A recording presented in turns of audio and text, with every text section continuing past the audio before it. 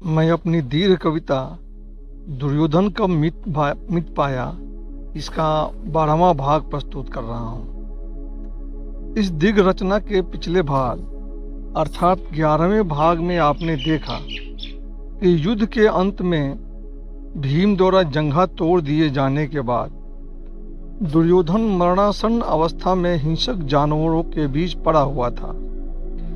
आगे देखिए, जंगली शिकारी पशु बड़े धैर्य के साथ दुर्योधन की मृत्यु का इंतजार कर रहे थे और उनके बीच फंसे हुए दुर्योधन को मृत्यु की आहट को देखते रहने के अलावा कोई चारा नहीं था।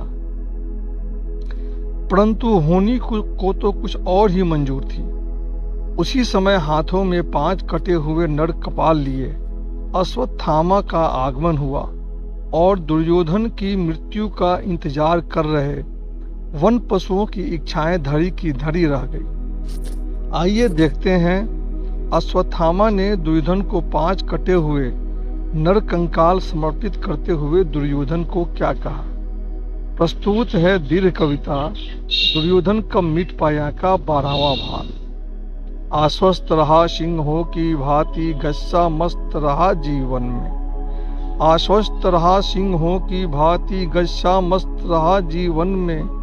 तन चींटी से बचा रहा था आज वही योद्धा उस क्षण में। तन चींटी से बचा रहा था आज वही योद्धा उस क्षण में। पड़ा हुआ था दुर्योधन होकर वन पशुओं से लाचार। पड़ा हुआ था दुर्योधन होकर वन पशुओं से लाचार। कभी शिकारी बन वन फिरता आज बना था वो शिकार। कभी शिकारी बन वन फिरता आज बना था वो शिकार। मरना तो सबको होता एक दिन वो बेशक मर जाता। मरना तो सबको होता एक दिन वो बेशक मर जाता। योद्धा था ये बेहतर होता रण क्षेत्र में अड़ जाता। योद्धा था ये बेहतर होता रण क्षेत्र में अड़ जाता। या मस्तक कटता उस रण में और देह को देता त्याग। या मस्तक कटता उस रण में और देह को देता त्याग। या झुलसता शीश अरी का निकल रही जो उससे आग। या झुलसता शीश अरी का निकल रही जो उससे आग। पर विरोचित एक योद्धा का उसको ना सम्मान मिला।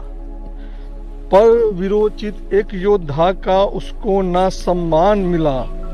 कुकर्म रहा फलने को बाकी नहीं शीघ्र परित्राण मिला।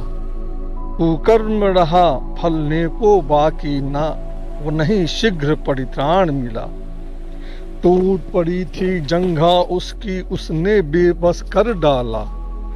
टूट पड़ी थी जंघा उसकी उसने बेबस कर डाला। मिलना था अपकश फलित सम्मान रहित मृत्यु पा प्याला। मिलना था अपकश फलित सम्मान रहित मृत्यु पाला आला। जंगल के पशु जंगल के घातक नियमों से चलते हैं। यहाँ पे मैंने दिखाया है कि सारे जंगली पशु बड़े सब्र के साथ दुर्योधन का मृत्यु का इंतजार कर रहे हैं, जबकि जंगल के पशुओं में इस तरह के गुण नहीं मिलते हैं। जंगल के पशु जंगल के घातक नियमों से चलते हैं। उन्हें ज्ञात का धैर्य प्रतीक्षा गुण जो मानव बसते हैं। उन्हें ज्ञात का धैर्य प्रतीक्षा जो मानव में बसते हैं। पढ़ जाने क्या पाठ पढ़ाया मानव के उस्मान सल्तन ने। पढ़ क्या पाठ पढ़ाया जाने मानव के उस्मान सल्तन ने। हिंसक सारे बैठ पड़े थे दमन भूख का करके मन में। हिंसक सारे बैठ पड़े थे दमन भूख का करके मन में। मैंने ये दिखाया है कि सारे जंगली पशु दुर्योधन के शरीर को देख के धैर्य भी धारण कर लिए थे और धैर्य से उसकी मृत्यु का प्रतीक्षा कर रहे थे। और क्या सोच रहे थे सब जानवर, देखते हैं। सोच रहे सब वन देवी कब निज पहचान कराएगी। सोच रहे सब वन देवी कब निज पहचान कराएगी। नर के मांसल भोजन का कब तक रसपान कराएगी। नर के मांसल भोजन का कब तक रसपान कराएगी। कब तक कैसे इस नर का हम सब भक्षण कर पाएंगे। कब तक कैसे इस नर का हम सब भक्षण कर पाएंगे। कब तक चोटिल घायल बाहु नर रक्षण कर पाएंगे। कब तक चोटिल घायल बाहु नर रक्षण कर पाएंगे। पैर हिलाना मुश्किल था अति उठ बैठ न चल पाता था। पैर हिलाना मुश्किल था अति उठ बैठ न चल पाता था। हाथ उठाना था मुश्किल जो बोया था फल पाता था। हाथ उठाना था मुश्किल जो बोया था फल पाता था। धूप अंधेरा निरव रात्रि में सड़क सड़क के चलते शाम। धूप अंधेरा निरव रात्रि में सड़क सड़क के चलते शाम।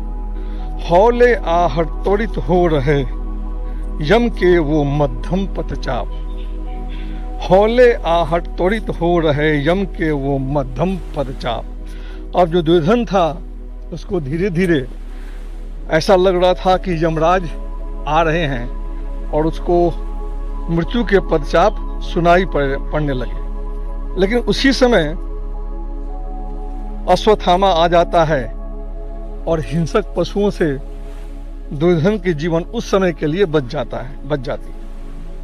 यह लिखा है, पर दुर्योधन के जीवन में कुछ पल अभी बचे होंगे। पर दुर्योधन के जीवन में कुछ पल अभी बचे होंगे। या गिद्ध श्री गालों के कतिपय दुर्भाग्य रहे होंगे। या गिद्ध श्रृंगालों के कतिपय दुर्भाग्य रहे होंगे। गिद्ध श्वान की ना होनी थी विचलित रह गया व्याधा। गिद्ध श्वान की ना होनी थी विचलित रह गया व्याधा। चाह अभी ना फलित हुई ना फलित रहा वो इरादा। चाह अभी ना फलित हुई ना फलित रहा वो इरादा। जो अश्वत्थामा था वो उल्लुओं की तरह ही रात्रि में जब सब योद्धा सोए हुए थे उसने उल्लू से प्रेरणा लेके सबको मार डाला। और जब युद्ध कर रहा था तो पांडव पक्ष के जितने सैनिक थे उसकी रक्षा शिव कर रहे थे। फिर भी अश्वत्थामा ने शिव को प्रसन्न करके तब रात्रि में छुप के पांडव के सारे सेनाओं का योद्धाओं का वध कर डाला। वही लिखा है, उल्लू के समकृत रचाकर महादेव की कृपा पाकर। उल्लू के समकृत रचाकर महादेव की कृपा पाकर कौन आ रहा सन्मुख उसके देखा जख्मी घबरा कर। कौन आ रहा सन्मुख उसके देखा जख्मी घबरा कर। अब मैंने अश्वत्थामा की एंट्री हो चुकी है। धर्म पुण्य का संहारक अधर्म अतुलित अगाधा। धर्म पुण्य का संहारक अधर्म अतुलित अगाधा।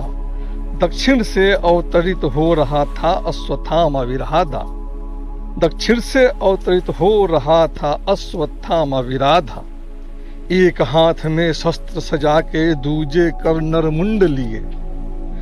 एक हाथ में शस्त्र सजा के दूजे कर नरमुंड लिए। दिख रहा था अश्वत्थामा जैसे नर्तक तुंड जिए। दिख रहा था अश्वत्थामा जैसे नर्तक तुंड जिए। बोला मित्र दुर्योधन तुझको कैसे गर्वित करता हूँ। बोला मित्र दुर्योधन तुझको कैसे गर्वित करता हूँ। पांडव कपाल सा हर्ष तेरे चरणों को अर्पित करता हूँ। पांडव कपाल सा हर्ष तेरे चरणों को अर्पित करता हूँ। भीम युधिष्ठिर धर्म युद्ध ना करते बस छल ही करते थे। और फिर अश्वत्थामा बोलता है कि मैंने पांडवों को मार डाला है और ये उनके सर हैं। और फिर जो अपने अनुचित कर्म किए हैं उसके कारण बताता है। भीम युधिष्ठिर धर्म युद्ध ना करते बस छल ही करते थे। नकुल और सहदेव विधर्मी छल से ही बचकर रहते थे। नकुल और सहदेव विधर्मी छल से ही बचकर रहते थे। जिस पार्थ ने भीष्म पितामह का अनुचित संहार किया, जिस पार्थ ने भीष्म पितामह का अनुचित संहार किया, कर्ण मित्र जब विवश हुए थे छल से कैसे प्रहार किया। कर्ण मित्र जब विवश हुए छल से कैसे वो प्रहार किया। वध करना ही था दुशासन का तो भीम वो कर देता। वध करना ही था दुशासन का भीम वध वो कर देता। केश रक्त के प्यासे पंचाली चरणों में धर देता। केश रक्त के प्यासे पंचाली चरणों में धर देता। कृपाचार्य क्या बात हुई दुशासन का रक्त पी पी कर। है कृपाचार्य क्या बात हुई दुशासन का रक्त पी पी कर।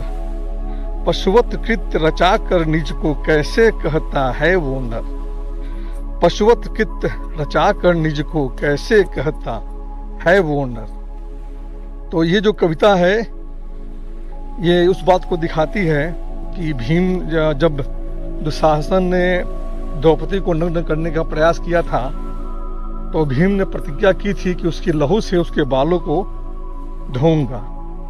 लेकिन इस प्रक्रिया में भीम ने दुशासन का वध करके उसके सीने का रक्त पिया था। इसी बात पर अश्वत्थामा बोलता है कि वध करना ही था दुशासन का भीम तो कर देता।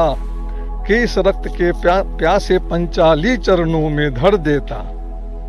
कृपाचार्य क्या बात हुई दुशासन का रक्त पी पी कर।